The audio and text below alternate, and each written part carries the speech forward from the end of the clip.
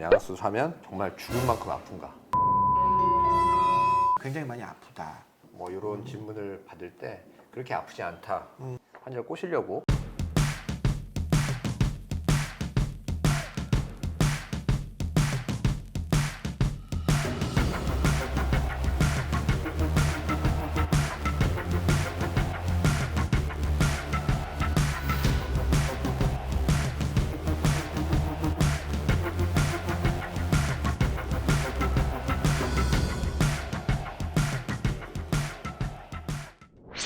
세계 최초 대담 형식의 양악수술 유튜브 방송 드립더 강의에 오신 여러분을 환영합니다. 저는 오이소치과 구강마감면외과의 비달 황정민 원장입니다. 예, 안녕하세요. 정달 권민우 원장입니다.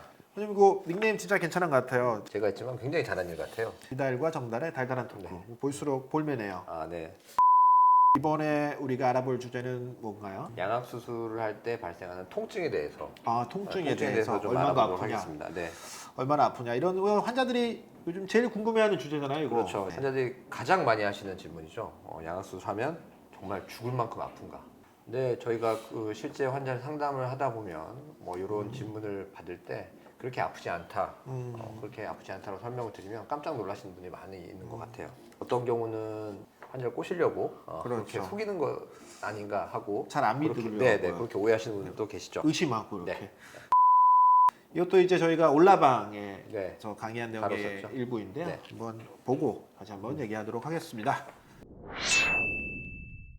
그럼 이런 이제 대중들이 가지고 있는 인식들이 또는 이제 맞는 것인가? 이런 대중들이 가지고 있는 인식을 어쩌면 지금 이 강의를 듣고 있는 많은 분들도 아마 이런 인식들을 가지고 있을 텐데요. 그러면 그게 진짜 진실에 가까운 내용인가를 알기 위해서 한번 하나하나 좀 살펴보도록 하겠습니다. 그래서 양악술의 통증에 대해서 실제 임상 사례를 한번 보게 되면 저희 병원 홈페이지 보면 환자들이 이제 쓴 후기들이 있습니다. 제가 모든 환자들에게 수술을 한 후에 이제 한 달이 지나면 있었던 일을 최대한 사실적으로 적어달라고 부탁해서 우리 이제 쓰게 되는 건데 실제 후기 내용들을 보게 되면 다음 같은 후기가 있는 거죠. 수술을 마치니 아픈 건 전혀 없었어요. 이게 실제로 있습니다. 제가 이거 좋은 후기만 골라온 거 아니고요. 최근에 첫 화면에 있는 후기들만 이제 순서대로 이제 따온 건데요. 이렇게 말하면 안 믿을 수 있지만 여러분들 안 믿겠지만 걱정과는 다르게 수술을 아팠던 적은 한 번도 없어요. 한 번도 없진 않았을 텐데 어쨌든 불편해서 힘든 적은 있었지만 아팠던 적은 없어요. 다른 후기에서 보면은 저는 첫날의 통증은 아픈지 모르겠더라고요. 수술하고 나면 숨쉬기 힘들다는 후기를 봤는데 저는 숨쉬는데 불편함을 느끼지 않았어요. 또 다른 후기에서는 근데 막상 엄청 불편하고 아픈 건 그런 건 아프고 그런 건 없었던 것 같네요. 턱이 약간 욱신거리는 느낌도 가끔 있었지만 그것도 무통주사로 조절할 수 있어서 참지 못할 통증은 아닌 것 같았다. 그리고 다른 후기에서 보면은 아픈 거는 원장님께서 하나도 이제 안 아프다고 항상 얘기하고 홈페이지에서 안 아프다고 했는데 진짜 놀랍게도 하나도 안 아팠다 이런 이제 후기들이 있었고요. 그런 후기 중에서 좀 불편하다고 하는 후기들을 골라서 보더라도 뭐 자면 안 되는데 이제 옆에 자꾸 깨워가지고 너무 힘들었다. 그렇지만 이게 제일 힘든 거였다. 아픈 게 힘든 게 아니라 못 자는 게 잠깐 이제 우리 마치 깨는 경우에 깨어 있어야 되는 게 힘들었다는 내용들이고 또는 이제 턱수술은 아픈 게 아니라 힘든 거다. 그래서 실제로 진짜 아픈 건 걱정 안 해도 된다라는 이런 후기들이 대부분입니다. 그래서 이렇게 얘기 드리면 이제 오이소치과는 수술을 잘하니까 이제 환자가 안 아픈 게 아니냐 혹시 이렇게 생각하는 분들도 있을 수 있는데 혹시 그렇게 생각하신다 그러면 감사합니다. 굉장히 감사한 일이고요. 그렇긴 한데 꼭 그런 건 아니고 저희가 양악술이라는 게 2000년 이전부터 이미 많이 했던 수술이기 때문에 양악술에 대한 통증에 대한 연구들도 이미 이전에 다 끝난 얘기들입니다. 최근에는 양악술의 통증이 어떠한가에 대한 연구는 잘 하지 않는 이미 결론이 다 난 얘기들이어서 1997년도에 이제 나온 양악술에 대한 통증에 대한 연구를 보면은 이게 왜 통증에 대한 연구들이 많아지냐면 1990년도 후반기쯤에 무통주사라는 게 이제 개발됩니다. 이게 어떤 거냐면 이 통 안에 이제 진통제 채워두게 되면은 가만히 있어도 진통제가 저절로 들어가고 환자가 아프면 간호사를 부르지 않고 본인이 버튼을 누르면 진통제가 좀 더 많이 들어가게 하는 이런 장치인데요. 이게 1990년대 개발되고 나서부터 모든 수술에서 이런 무통주사를 쓰게 되고 그럼 무통주사를 썼을 경우에 통증이 어떠한가에 대한 연구들을 이제 이 시기쯤에 하게 되는데 양악술도 마찬가지 이런 시기에 이런 연구들을 하게 됩니다. 그래서 75명을 대상으로 이렇게 조사를 해봤을 때 이전에 있던 통증에 비해서 PCL에 썼을 경우에 통증이 첫날에는 2.3 정도 그리고 그 이후로는 2 정도다라고 이제 보고 결과들이 나와 있습니다.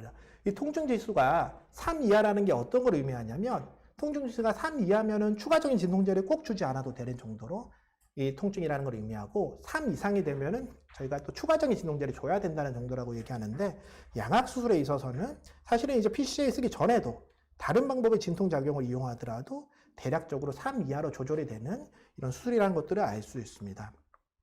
또한 우리나라에서도 1999년 또는 2005년도에 비슷한 연구들이 있었는데 그 연구 결과를 하나하나 보게 되면 이제 마찬가지로 PCA군에서 무통주사를 쓴 군에 있어가지고 수술 첫째 날에는 8시에는 이제 4 정도로 좀 높고 그 첫째 날에는 3 좀 약간 높은 수치긴 하지만 뭐 4는 많이 넘지 않는 수치고요. 그 이후로는 3 이하로 조절되는 그 결과를 볼 수 있고요. 2005년 논문에서 보았을 때 수술 후에 2시간, 6시간, 12시간, 이틀, 4일 뒤에 보았을 때 PCA군에서 3 이하로 이틀째부터 2시간 이후로부터는 조절되는 결과를 볼 수 있습니다. 그래서 이런 논문의 결과를 우리가 보았을 때 근데 이 차이가 뭐냐면 이 세 가지 논문은 공이 구강암면외과에서 수술이 이루어진 겁니다. 성형외과에서 이루어진 게 아니라 치과 구강암면외과에서 양악수술이 만약에 정상적으로 잘 이루어진다고 했을 경우에 그로 인한 통증이란 것은 정상적인 진통제를 썼을 경우에 수술 하루 또는 이틀째부터 통증 지수가 3 이하로 떨어지는 통증 조절이 굉장히 잘 되는 수술이다라는 이제 결론이 이미 나와 있는 것입니다. 그래서 이제 치과 이제 구강암면외과에서 우리가 제대로 양악수술을 한다 그러면 이것들은 크게 아프지 않다. 우리가 그간의 실제 임상의 사례를 통해서 또는 그간의 이제 연구 결과를 통해서 봤을 때 그게 아프지 않다는 것들이 좀 더 진실에 가까운 내용들이 되겠죠. 환자들이 걱정할 만큼 죽을 만큼 아프다. 그런 건 아닌 걸로 정리할 수 있겠네요. 네네, 그렇긴 한데요. 근데 조금 이제 양악수술하고 나서 예외적으로 환자가 좀 아파하는 경우도 있긴 있죠. 환자가 염증이 생기게 되면 굉장히 많이 아프다. 잘 우리가 아시다시피 이제 염증이 생기게 되면 문제가 진통제를 쓰더라도 진통 효과가 별로 안 나타나잖아요. 네. 그래서 염증이 생기지 않도록 잘 이제 주의사항들을 잘 따르고 그래 상처 관리를 잘 하고 그렇게 해야 되는 거죠. 그렇습니다. 그러면 오늘은 우리 양악수술의 통증에 대해서 알아봤는데요. 오늘은 여기까지 하겠습니다. 지금까지 이제 턱수술의 모든 것 오이소치과 구강암면외과의 황정민 엄민수였습니다. 감사합니다.